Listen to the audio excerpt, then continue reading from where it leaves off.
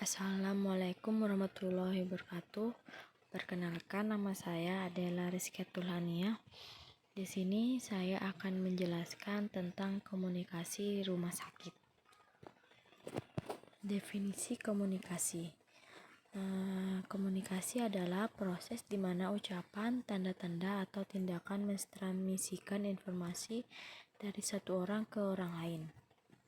Komunikasi melibatkan transmisi informasi dari satu pihak ke yang lainnya. Proses pengiriman dan penerimaan verbal dan pesan nonverbal yang menghasilkan respon.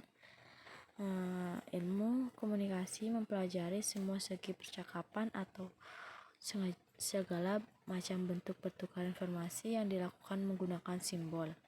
Karena setiap pertukaran informasi pasti ada sebuah makna di baliknya dan bersifat timbal balik. Kategori informasi. Lisan. Yang pertama, lisan. Komunikasi verbal adalah penggunaan bahasa untuk mentransfer informasi melalui berbicara atau bahasa isyarat. Bahasa isyarat sering digunakan selama presentasi, konferensi video, dan panggilan telepon, rapat, dan percakapan satu lawan satu. Komunikasi verbal penting karena efisien. Yang kedua, nonverbal.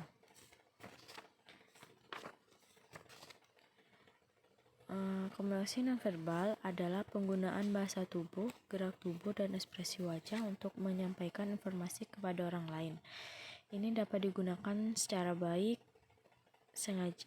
sengaja maupun tidak sengaja.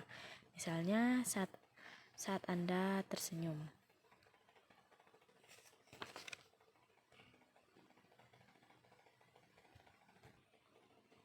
Yang ketiga, tertulis. Komunikasi tertulis adalah tindakan menulis, mengetik, dan mencetak simbol seperti huruf dan angka untuk menyampaikan informasi.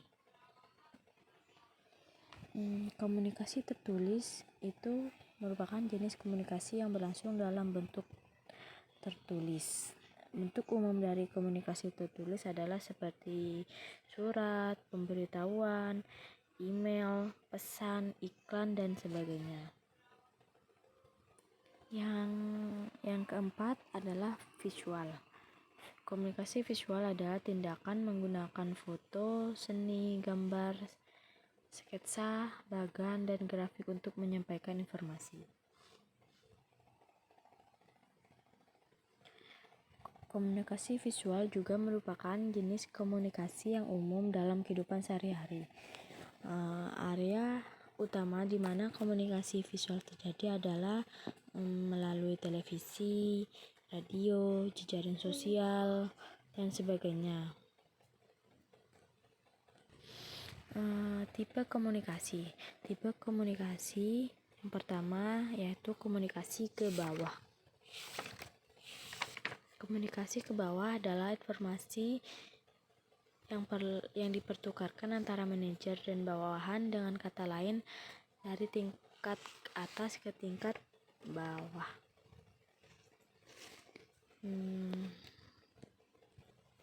Komunikasi ke bawah itu juga memiliki tujuan antara lain, satu, untuk melatih bawahan dalam melakukan pekerjaan.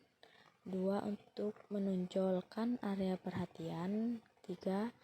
Menjelaskan kebijakan, program, dan prosedur organisasi. 4. Memotivasi karyawan untuk meningkatkan kinerjanya. Selain itu, komunikasi ke bawah juga mempunyai manfaat. Yang pertama, kepuasan kerja. Kedua, tugas dan wewenang. Ketiga, rencana dan kebijakan. Dan keempat, misi dan tujuan. Di dalam komunikasi ke bawah itu juga memiliki kelemahan, yaitu yang pertama distorsi, yang kedua menghabiskan waktu, yang ketiga pengurangan efisiensi, yang keempat informasinya tidak lengkap. Yang kedua, komunikasi ke atas. Sifat komunikasi ke atas itu sifatnya tidak direktif. Komunikasi ke atas yang sangat efektif hanya mungkin ketika organisasi memberdayakan karyawan mereka dan hanya mungkin ketika organisasi dan memungkinkan mereka untuk berpartisipasi secara bebas dan berkomunikasi dalam pengambilan keputusan. Di dalam komunikasi ke atas itu memiliki metode yang lebih efektif, antara lain 1. Prosedur penanganan keluhan. 2. Kebijakan pintu terbuka. 3. Konseling, kuesioner sikap, wawancara keluar. 4. Ombudsman. Yang ketiga, horizontal communication. Komunikasi horizontal diperlukan untuk mengembangkan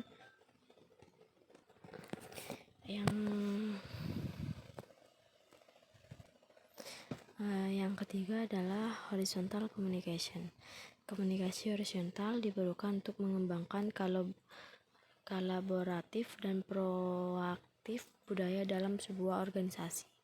Orang-orang berkomunikasi dengan cara lain pada tingkat mereka sendiri, di departemen mereka sendiri atau departemen lain, untuk memecahkan masalah dan untuk berbagi pengalaman.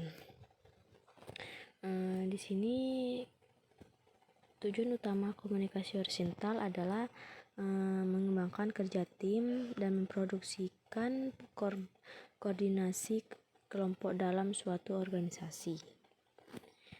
Yang keempat, diagonal communication. Komunikasi vertikal terjadi antara berbagai hierarki, mungkin ke atas atau ke bawah, misal manajer ke karyawan, manajer umum ke manajer, mandor ke operator mesin, kepala departemen ke kasir, dan sebagainya. Tujuan utama